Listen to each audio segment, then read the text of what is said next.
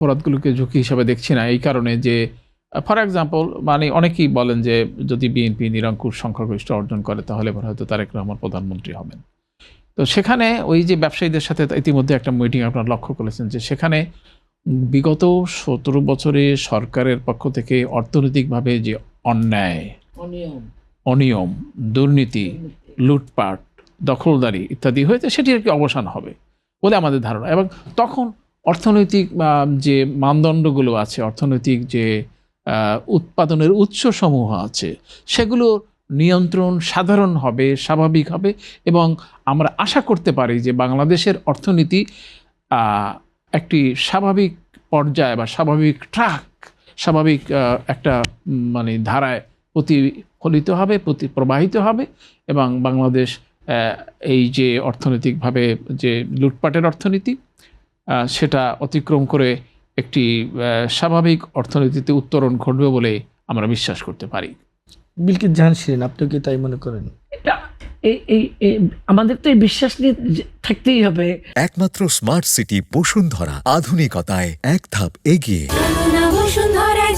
কারণ যে লুটপাট, যে দুর্নীতি, হাজার হাজার কোটি টাকা বাংলাদেশ ব্যাংকের ইয়েতে, সেখানে সোনা তামা হয়ে গেছে। প্রধানমন্ত্রী, সাবেক প্রধানমন্ত্রীর একজন ঘরের যিনি কাজ করতেন, তার ৪,০০০ কোটি টাকা তিনি হেলিকপ্টারে চড়েন। এগুলো তো আসলে রূপকথার গল্পের মতো মনে হবে আগামী প্রজন্মের কাছে। যেই দেশে একজন প্রধানমন্ত্রী ছিলেন স্বৈরাচারের দোসর বা যাই হোক, ওনার মতো নির্মম, তার মতো এত অত্যাচারী, যে উনি এই কাজ করেছেন, ওনার ড্রাইভারের এত টাকা ছিল, ওনার বাড়িতে যিনি কাজ করতেন তিনি হেলিকপ্টারে চড়তেন। এগুলো তো আমাদের কাছে আগামী প্রজন্ম বা যারা আসবে তাদের কাছে আসলে রূপকথার গল্পের মতোই মনে হবে। এটাও যে কোনো দেশে সম্ভব, বিশেষ করে আমাদের মতো দেশের, তাই না? যে দেশের মানুষ এখনও আমরা ঠিকমতো খাওয়া দাওয়া করতে পারি না, আমরা সুস্থ সুন্দরভাবে বাঁচতে পারছি না, সেখানে একটা পরিবার, একটা গোষ্ঠী, একটা দল কিভাবে লুটপাট করেছে, হাজার হাজার কোটি টাকা তারা নিয়ে, তারপর কত নির্লজ্জভাবে তারা এই পরিবারটা পালিয়ে গেছে তাদের সমস্ত নেতাকর্মীদেরকে মাঠে ফেলে। তো এই আমরা তো, আমি তো ভাইয়ের মতো বলতে চাই যে আমরা একটা সুন্দর বাংলাদেশের স্বপ্ন দেখি। আমরা সুন্দর অর্থনীতি, যে লুটপাটগুলো হয়েছে, যে অর্থনৈতিক অসচ্ছলতা, অনিয়ম, দুর্নীতি, এই জিনিসগুলো কোনোদিন বাংলাদেশে আর ফিরে আসুক, এটা তো আমরা কখনোই চাই না।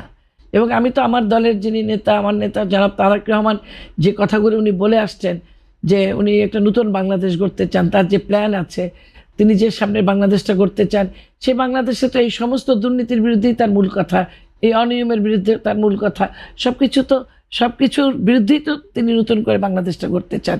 সুতরাং আমিও এই স্বপ্নই দেখতে চাই যে একটা সুন্দর বাংলাদেশ আমরা আগামীতে করব, যেখানে কোনো দুঃশাসন, যেখানে কোনো দুর্নীতি, যেখানে পারিবারিকভাবে শুধু একটা পরিবার, আপনি দেখেন শেখ পরিবারের একটা ঘরের চাকরেরও হাজার হাজার কোটি টাকা, এবং এই দুর্নীতির কারণে ওই তাদের দুর্নীতির সুযোগে আশেপাশে চারিদিকে সমস্ত প্রতিষ্ঠানগুলো দুর্নীতিবাজ।